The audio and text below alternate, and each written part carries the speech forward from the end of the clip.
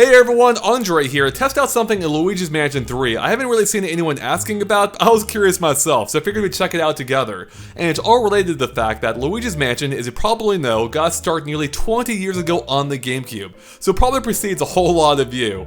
And the thing is the original Luigi's Mansion wasn't just a showcase of the GameCube's graphical technology, but also the brand new controller as well, as it featured a few firsts for Nintendo platforms, including having dual analog sticks and dual analog triggers. So what that meant was you can move and aim independently in the game for the first time really in like a Nintendo platform or a Nintendo game. But beyond that too, you could also moderate the exact strength of Luigi's vacuum by controlling how hard you pressed on the button. It was super neat. It used the controller super well. It's part of the reason why it's still my favorite controller to this day in general. And the whole thing just feels super comfortable. I love it. So it occurred to me though a couple days ago, I'm like, wait a second.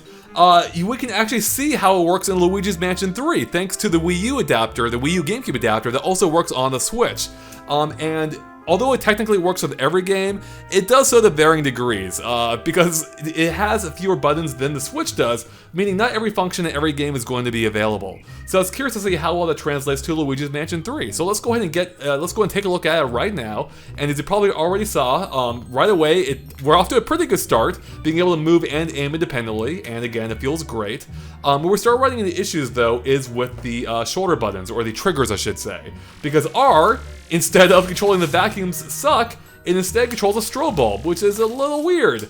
L, and then L, instead of controlling the blow, controls a plunger instead. So if you actually want to suck, that's on Z. And as you probably know if you use a GameCube controller, you don't want a primary function on Z ever. It's just not a great button for that. Beyond that, let's go ahead and see what the face buttons do. So A is another way of controlling the strobe bulb. X is another way, controls a dark light. Y is another way of controlling the plunger, as you can see, and then B is strafe. So that handles all the face buttons except for the D-pad, which basically doesn't do much in this game except control the map or make the map bigger. So yeah, that's all the main buttons taken care of. So as you might have noticed, there's one or two major features missing.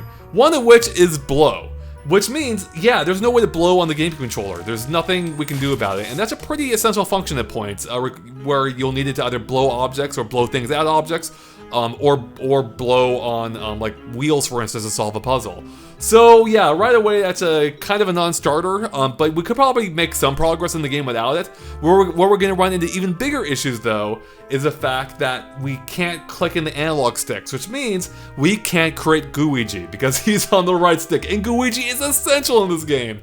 You need him all the time. So yeah, we're going to run into issues real soon. However, there's a slight workaround for this, is because there is a co-op mode in this game, meaning if you have a second controller, you can use it to spawn Luigi if you set it to co-op mode. So let's go ahead and do that right now, and we'll test it out.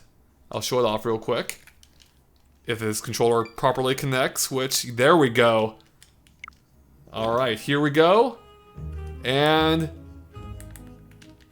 okay, maybe we won't actually. I don't know what's happening here. Did I not set it to co-op properly?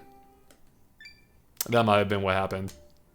Okay, now we're in co-op, so there we go. Now we got Luigi, and he can, of course, blow if you're using a proper controller and not a GameCube controller. So yeah, this is one workaround if you really want to use a GameCube controller.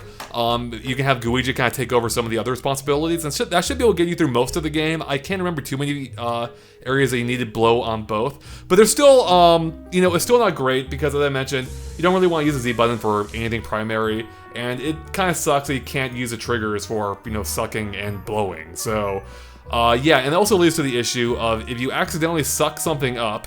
Here, let's get rid of Luigi here. If you accidentally suck something up, like these jack-o'-lanterns over here, which I'll have more on in a second. Oops, I'm using the wrong button already. There is no way to get rid of it. It is stuck on your vacuum, except you might be able to have Luigi pull it off for you. If you're playing by yourself though, there's nothing you can do. You're stuck with it. So yeah, that's gonna be you're not gonna be able to get very far in the game at all. So yeah, GameCube controller technically works, but you're not gonna be able to get very far with it. Now, let's talk about the jack-o'-lanterns real quick, because this is something else that's really cool. But I have a feeling these are put in here solely for Halloween, because as you know, this game is launching on Halloween, or a few hours before Halloween, depending on where in the world you are. And these jack-o'-lanterns are available on basically the first floor in the game. You see them super early. And I have a feeling that they must have been put here for that reason, just so you can experience them on Halloween, because jack-o'-lanterns are, of course, synonymous with Halloween, and the detail involved. Oh, hey, whoa, look at that! He actually dropped it. So apparently, I guess if you just let it sit there long enough, he will drop it eventually. There we go. We found the workaround. Neat. Anyways, it actually does create a. You can see. So yeah, jack-o'-lanterns are synonymous with Halloween, and I love how they actually cast a lit. What would you call this? A lit hole on the wall? I don't even know what you call this. A lighting pattern on the wall that corresponds to the actual pattern on the jack-o'-lantern itself. That is super cool.